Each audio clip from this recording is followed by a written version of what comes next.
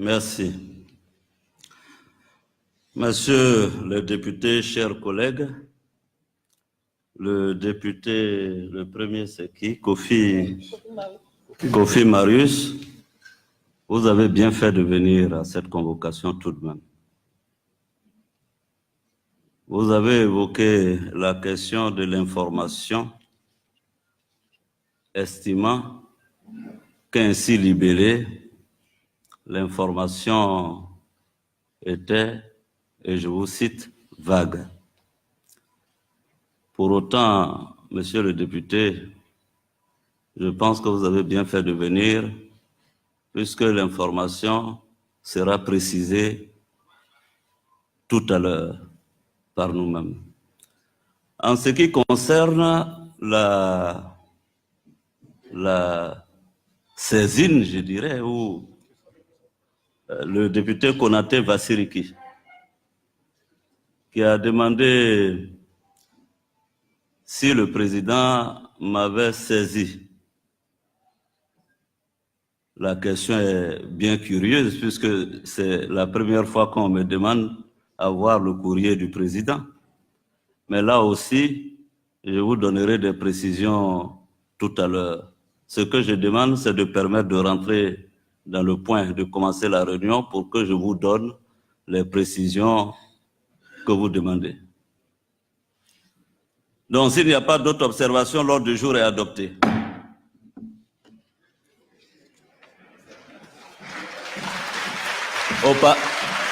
Au Parlement, c'est la démocratie. Hein? Je n'ai pas le droit d'avancer sans l'accord des députés. Mesdames et messieurs les députés, j'ai été saisi en vue de l'ouverture d'une session extraordinaire conformément aux dispositions de l'article 95 de la Constitution. En conséquence et en application des dispositions de l'article 95 alinéa 1 de la Constitution et de l'article 3 alinéa 5 du règlement de l'Assemblée nationale, je déclare ouverte la première session extraordinaire de l'année 2019. Mesdames et messieurs, chers collègues, ainsi que l'indique l'ordre du jour de la présente session, je voudrais vous faire connaître avec précision l'information ci-après.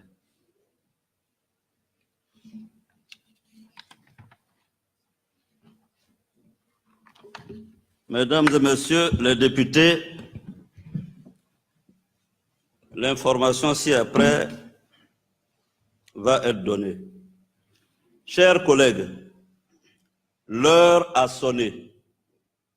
En effet, le président de la République, son Excellence Alassane Ouattara, et moi-même avons convenu de la convocation d'une session extraordinaire ce jour, vendredi 8 février 2019.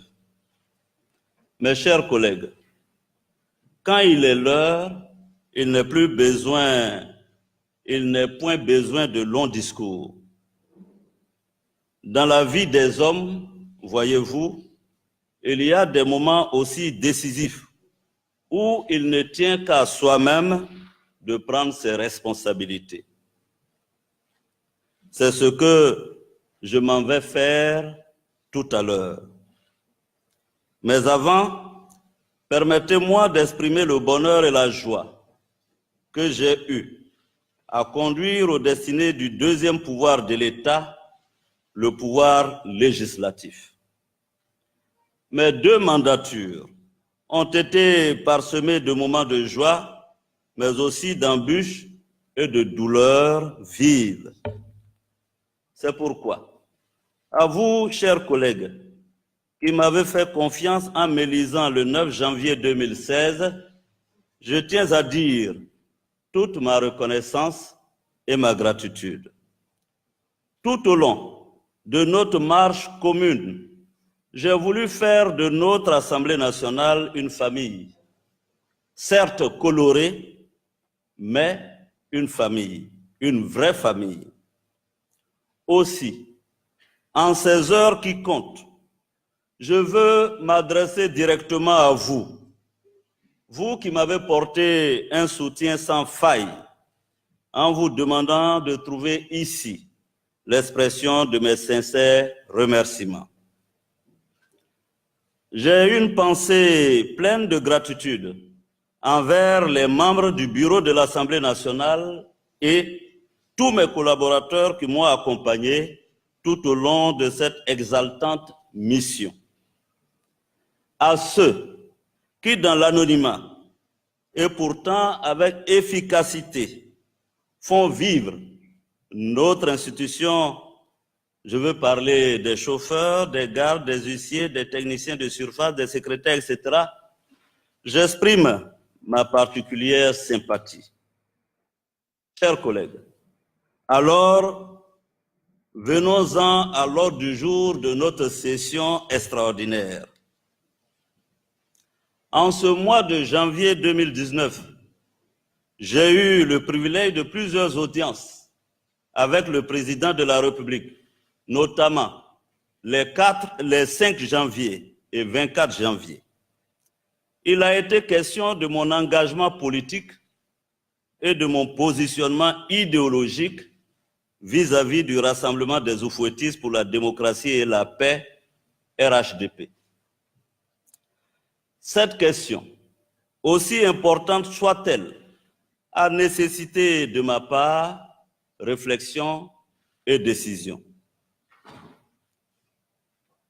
Oui, j'ai choisi de ne pas m'engager au sein du RHDP unifié. Ainsi, je n'ai point pris part au congrès ordinaire du 26 janvier dernier au stade Félix Houphouët-Boigny. Grave erreur, grave faute ont au fait de clamer certains de mes compères. Mais voyez-vous, je suis homme à croire plus au jugement de l'histoire qu'au jugement des hommes. En ce qui me concerne, il ne peut être question de défiance, mais plutôt du désir d'harmonie entre mes convictions, mes valeurs et ma conscience. Et là-dessus, c'est sans hésitation. Le fait est que j'étais face à un dilemme. Soit trahir mes convictions en allant au congrès du RHDP, pour ainsi dire, sauver un poste confortable, soit rendre ma démission de mes fonctions de président de l'Assemblée nationale et ainsi être capable de me regarder moi-même dans une glace. Y avait-il une alternative? Non, on ne m'en donnait aucune, absolument aucune. À l'inverse, refuser de démissionner conduirait immanquablement à la crise institutionnelle déstabilisante avec le cortège de dommages pour la nation. Chers collègues, l'on ne peut risquer de mettre en péril la paix fragile acquise après tant de souffrances de nos concitoyens. Quand on a été, comme moi, ministre d'État, Premier ministre, président de l'Assemblée nationale, c'est une issue inenvisageable. Chers collègues, ce n'est pas ce que je souhaite pour la Côte d'Ivoire. Moi, qui depuis un moment me suis fait le disciple du pardon, de la réconciliation et de la paix. Sachez-le, chers collègues, je ne suis pas homme à m'accrocher comme un saprofite à un poste. On ne peut risquer la paix parce que l'on veut conserver un poste. N'est-ce pas le président Feu Félix Houphouët-Boigny qui alléguait qu'aucun sacrifice n'est trop grand quand il s'agit de faire la paix pour son pays. Cette sagesse du père fondateur de la Côte d'Ivoire moderne ne m'a jamais quitté l'esprit. Rassurez-vous, chers collègues, je demeure serein tout en quittant ce poste aisé de président de l'Assemblée nationale pour l'aventure de mes convictions. En effet, je préfère descendre de mon piédestal, vivre et partager le quotidien de mes semblables, citoyens ordinaires, que de me complaire dans l'aisance de la posture institutionnelle. Conviction, le mot est lâché. Je veux que de moi, mes concitoyens, mon épouse, mes enfants, ma famille, mes collaborateurs, mes proches, mes compagnons, et je pense ici au député Alain Lobognon et tous les autres proches en ce moment en prison, retiennent de moi le souvenir d'un homme de conviction debout face au lendemain même incertain. Chers collègues, à cet instant précis, je rends ma démission de mes fonctions de président de l'Assemblée nationale de Côte d'Ivoire. Oui, j'ai décidé de sacrifier mon poste pour la paix, pour la Côte d'Ivoire, comme j'ai eu à le faire par le passé. Mesdames et messieurs, chers collègues, me voilà ainsi donc, ancien président de l'Assemblée nationale de Côte d'Ivoire, député de la nation élu dans la circonscription de Ferkessé-Dougou commune et vice-président élu de l'Assemblée parlementaire de la francophonie.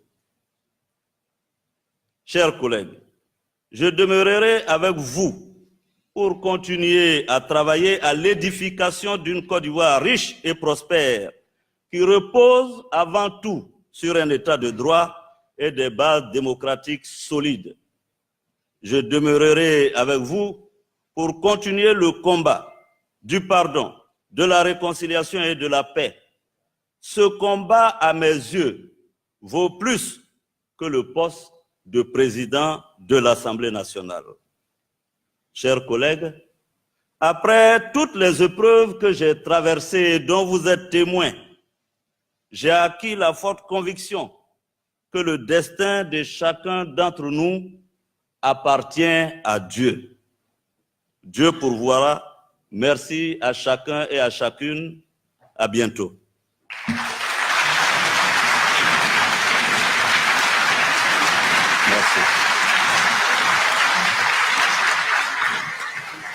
Merci. Merci.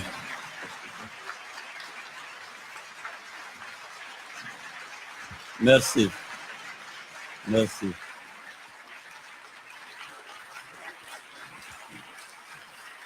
Merci.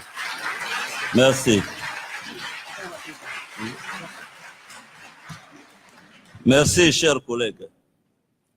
Mesdames et messieurs les députés, chers collègues, nous venons du pardon, de la réconciliation et de la paix. Ce combat, à mes yeux, vaut plus que le poste de président de l'Assemblée nationale. Chers collègues, après toutes les épreuves que j'ai traversées et dont vous êtes témoins, j'ai acquis la forte conviction que le destin de chacun d'entre nous appartient à Dieu. Dieu pourvoira. Merci à chacun et à chacune. À bientôt.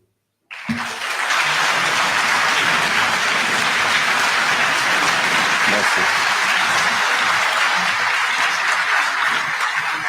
Merci. Merci.